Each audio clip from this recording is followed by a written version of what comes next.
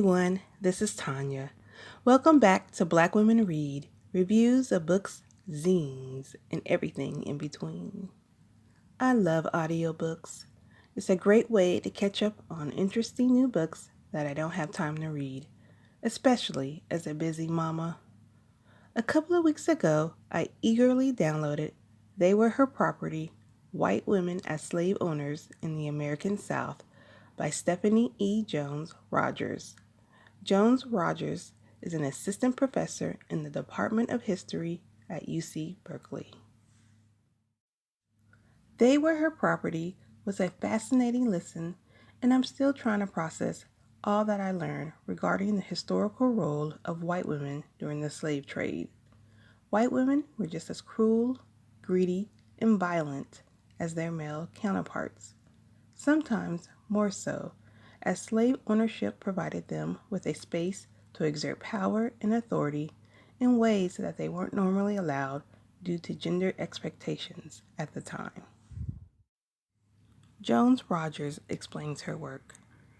My first book, They Were Her Property, White Women as Slave Owners in the American South, is a regional study that draws upon formerly enslaved people's testimony to dramatically reshape current understandings of white women's economic relationships to slavery.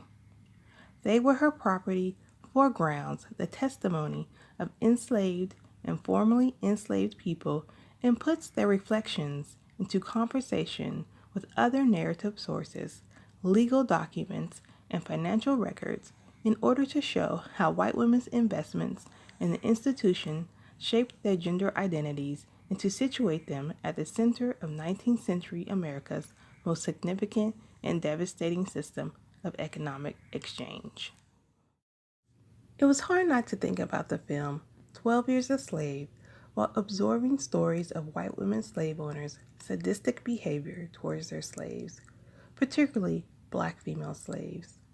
12 Years a Slave was released in 2013 and was based on the true account of freeman Solomon Northup, who was kidnapped and sold into slavery.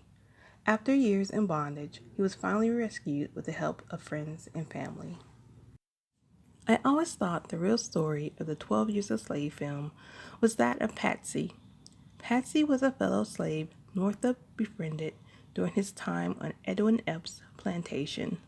Patsy was raped multiple times by Epps and suffered horrible physical abuse by his wife, Mary.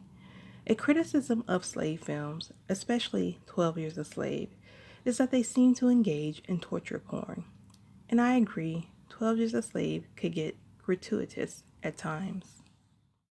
However, this was the reality for a lot of slaves, especially black women slaves who had to endure not only sexual violence, but also had to deal with the wrath of jealous white wives who took out their personal frustrations of the blandness of their lives of being, quote-unquote, oppressed onto black women's bodies.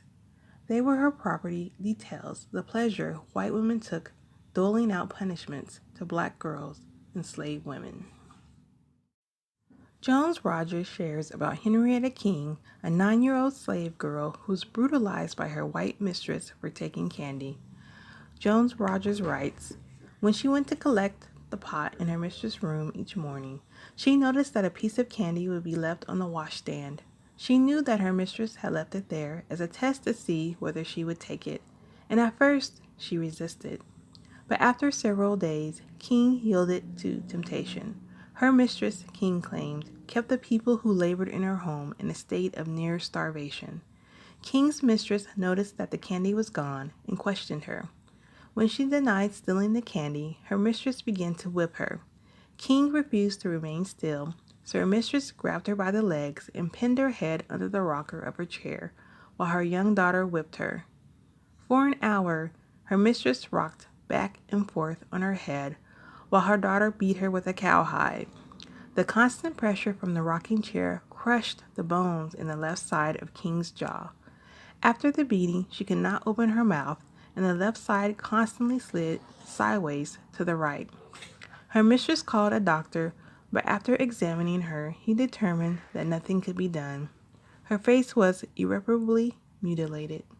Her mistress never brutalized King again, but her disfigurement was disquieting, and the mistress was so disturbed by it that the family decided to give King to a female cousin.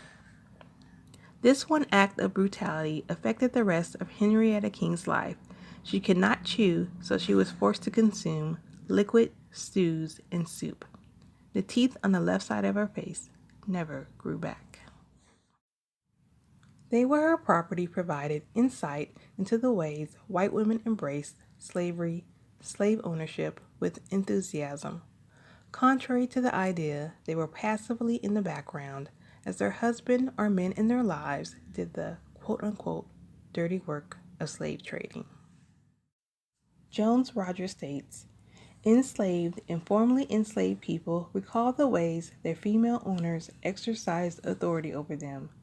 They made it clear that white women did not subordinate their authority to white men, nor did they confine themselves to operating at the mid-levels of power. Their status as slave owners granted them access to a community that was based upon the ownership of human beings and afforded them rights they did not possess in other realms of their lives. White women embraced their role within the community, assumed positions of power over slaves within and outside their households, and challenged anyone who attempted to infringe upon that power. And local, state, and federal courts recognized, upheld, and protected them when they did so. White women took on their roles as slave owners very seriously. It wasn't a hobby or something fun to do. They recognized the financial benefits of having slaves. Slaves were often passed on to them as a form of inheritance from their fathers, as well as social capital. The owning of slaves could be used as a bargaining chip to entice male suitors, and gave them a little more leverage in their households if they owned slaves and their husband did not, or not as many. This seriousness meant unleashing unrelenting terror on their slaves to show they were tough enough to manage slaves, although sometimes they had to bring in male overseers for times when a slave could not be controlled, such as in the case of Pauline Howe's aunt. Jones Rogers writes, Pauline Howe's enslaved aunt killed 2 male overseers after she grabbed their private parts and pulled them out by the roots. Afterward, her aunt was sold, along with all of her children, to a man who lived in Mobile, Alabama. I listened to that clip at least 6 times because I gained so much satisfaction from it.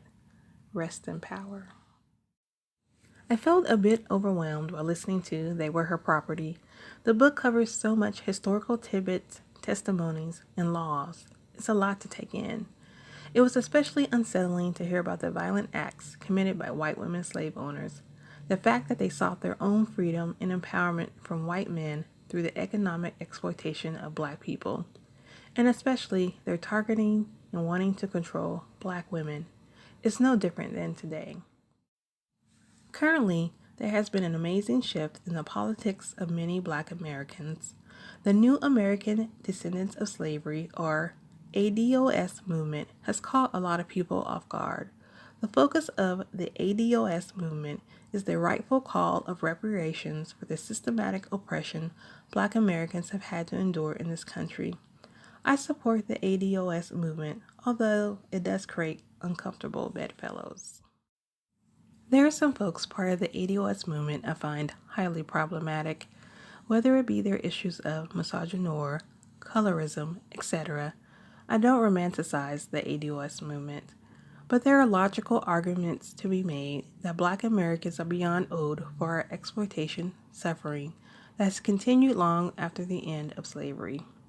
I am also supporting the ADOS movement not so much for myself, but for my child.